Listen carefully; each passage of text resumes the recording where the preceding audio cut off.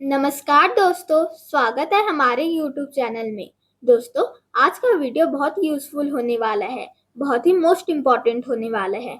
यदि दोस्तों आप बिल्कुल ज़ीरो से बिल्कुल बेसिक लेवल से इंग्लिश सीखना चाहते हैं, इंग्लिश का ट्रांसलेशन सीखना चाहते हैं, तो आज की वीडियो में अंत तक बने रहिएगा। और यदि ये वीडियो आपको पसंद आता है तो अंत में चैनल को लाइक और सब्सक्राइब ज़रूर कर दीजिएगा। तो दोस्तों आइए हम स्टार्ट करते हैं। हमारा पहला सेंटेंस है फॉर मी। दोस्तों थोड़ा एडवांस लेवल है लेकिन आपको समझ में आ जाएगा। तो हमारा सेंटेंस है फॉर मी। फॉर मी का मतलब होता है मेरे लिए। फॉर का मतलब होता है के लिए और मी का मतलब होता है मेरे। तो मेरे लिए, मेरे लिए, मेरे लिए। For me. For you. For you का मतलब होता है तुम्हारे लिए। फॉर का मतलब होता है के लिए और यू का मतलब होता है तुम्हारे। तुम्हारे लिए, तुम्हारे लिए, तुम्हारे लिए। For you. For him. For him का मतलब होता है उसके लिए। फॉर का मतलब होता है के लिए और हिम का मतलब होता है उसके। लेकिन किसके लिए यूज होता है दोस्तों? लड़के के लिए। तो फॉर हिम, उसके लिए, उसके लिए, उसके लिए। For him. For her. For her का मतलब होता है उसके लिए। लेकिन हर किसके लिए यूज होता है दोस्तों?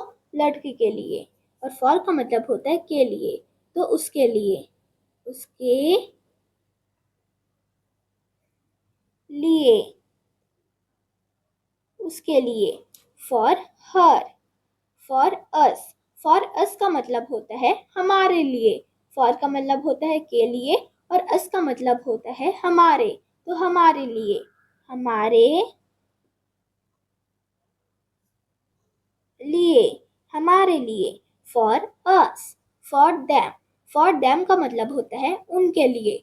फॉर का मतलब होता है के लिए और देम का मतलब होता है उनके। तो उनके लिए, उनके लिए, उनके लिए। For them. For it. For it का मतलब होता है इसके लिए। फॉर का मतलब होता है के लिए और इट का मतलब होता है इसके। तो इसके लिए, इसके लिए, इसके लिए। For it. दोस्तों आपको ध्यान रखना है कि इट का यूज नॉन लिविंग थिंग्स के साथ भी होता है और एनिमल्स के साथ भी होता है। तो आपको ध्यान रखना है। हमारा अगला सेंटेंस है फॉर नाउ। फॉर नाउ का मतलब होता है अभी के लिए। फॉर का मतलब होता है के लिए और नाउ का मतलब होता है अभी। तो अभी के लिए, अभी के लिए, अभी के लिए। For now. For this. For this का मतलब होता है इसके लिए। फॉर का मतलब होता है के लिए और दिस का मतलब होता है इसके। दोस्तों आपको ध्यान रखना है कि दिस का यूज हम तब यूज करते हैं जब हमारे पास कोई एक वस्तु होती है और वो हमारे पास होता है, तब हम दिस का यूज करते हैं। तो फॉर का मतलब होता है के लिए और दिस का मतलब होता है इसके। तो इसके लिए, इसके लिए, इसके लिए। For this. For that. For that का मतलब होता है उसके लिए। फॉर का मतलब होता है के लिए और डैट का मतलब होता है उसके। तो उसके लिए, उसके लिए, उसके लिए। For that. For here. For here का मतलब होता है यहाँ के लिए। फॉर का मतलब होता है के लिए और हियर का मतलब होता है यहाँ। तो यहाँ के लिए, यहाँ के लिए, यहाँ के लिए। For here. For their. For their का मतलब होता है वहाँ के लिए। फॉर का मतलब होता है के लिए और देयर का मतलब होता है वहाँ। तो वहाँ के लिए, वहाँ के लिए, वहाँ के लिए। For their. फॉर हुम।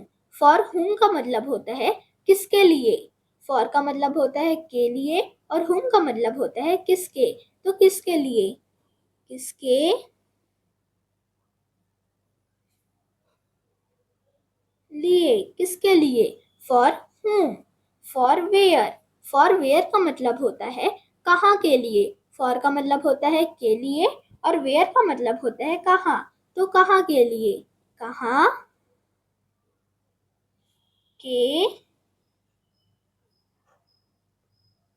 लिए, कहाँ के लिए। For where, for ever.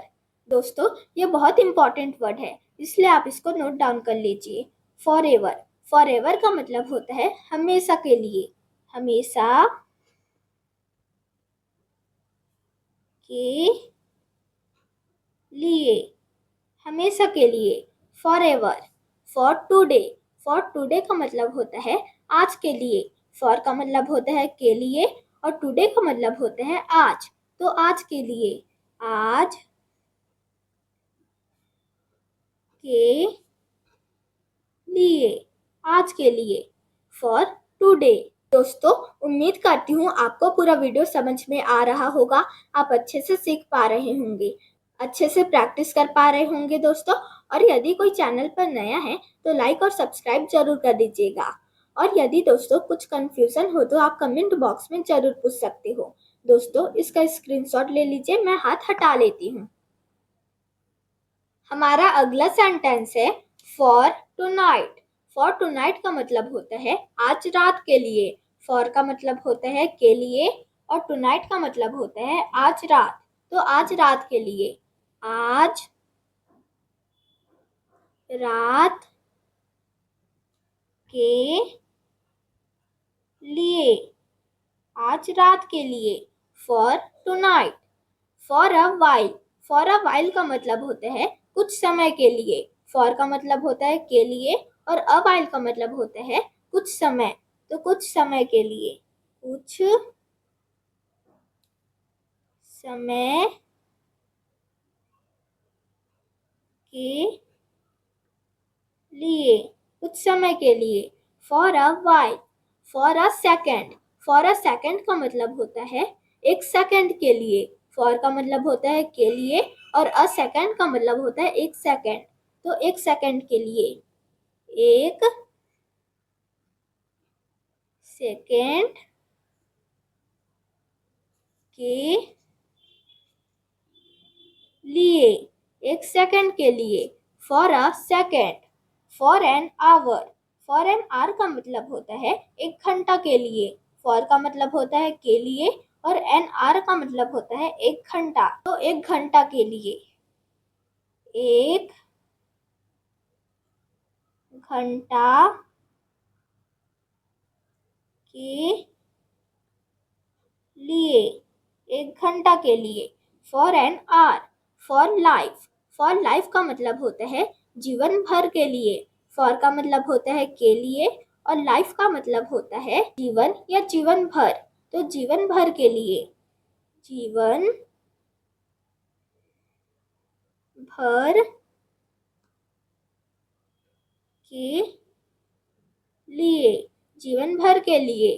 For life, for work. For work का मतलब होता है काम के लिए। फॉर का मतलब होता है के लिए और वर्क का मतलब होता है काम। तो काम के लिए, काम के लिए, काम के लिए। For work, for study. For study का मतलब होता है पढ़ाई के लिए। फॉर का मतलब होता है के लिए और स्टडी का मतलब होता है पढ़ाई या पढ़ाई करने। तो पढ़ाई के लिए, पढ़ाई के लिए, पढ़ाई के लिए। For study, for practice. For practice का मतलब होता है अभ्यास के लिए। फॉर का मतलब होता है के लिए और प्रैक्टिस का मतलब होता है अभ्यास। तो अभ्यास के लिए, अभ्यास के लिए, अभ्यास के लिए। For practice, for help. For help का मतलब होता है मदद के लिए। फॉर का मतलब होता है के लिए और हेल्प का मतलब होता है मदद। तो मदद के लिए, मदद के लिए, मदद के लिए। For help, for safety, for safety का मतलब होता है सुरक्षा के लिए। फॉर का मतलब होता है के लिए और सेफ्टी का मतलब होता है सुरक्षा। तो सुरक्षा के लिए, सुरक्षा के लिए, सुरक्षा के लिए। For safety, for success, for success का मतलब होता है सफलता के लिए। फॉर का मतलब होता है के लिए और सक्सेस का मतलब होता है सफलता। तो सफलता के लिए, सफलता के लिए, सफलता के लिए। For success. About me. दोस्तों, इससे पहले हमने फॉर के सारे सेंटेंसेस को देखे थे। अब हम अबाउट से देखेंगे। तो अबाउट मी, अबाउट मी का मतलब होता है मेरे बारे में। अबाउट का मतलब होता है के बारे में और मी का मतलब होता है मेरे। तो मेरे बारे में, मेरे बारे में, मेरे बारे में। About me. दोस्तों, अगर अब तक आपने चैनल को लाइक और सब्सक्राइब नहीं किया है तो वीडियो को लाइक और सब्सक्राइब जरूर कर दीजिएगा। हमारा अगला सेंटेंस है अबाउट अस। अबाउट अस का मतलब होता है हमारे बारे में। अबाउट का मतलब होता है के बारे में और अस का मतलब होता है हमारे। तो हमारे बारे में, हमारे बारे में, हमारे बारे में। About us, about you.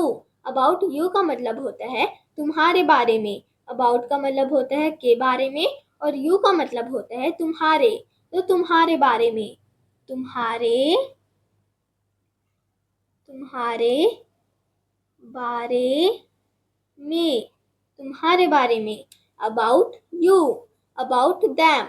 About them का मतलब होता है उनके बारे में। अबाउट का मतलब होता है के बारे में और दैम का मतलब होता है उनके। तो उनके बारे में, उनके, उनके बारे में, उनके बारे में। About them, about it. About it का मतलब होता है इसके बारे में। अबाउट का मतलब होता है के बारे में और इट का मतलब होता है इसके। तो इसके बारे में, इसके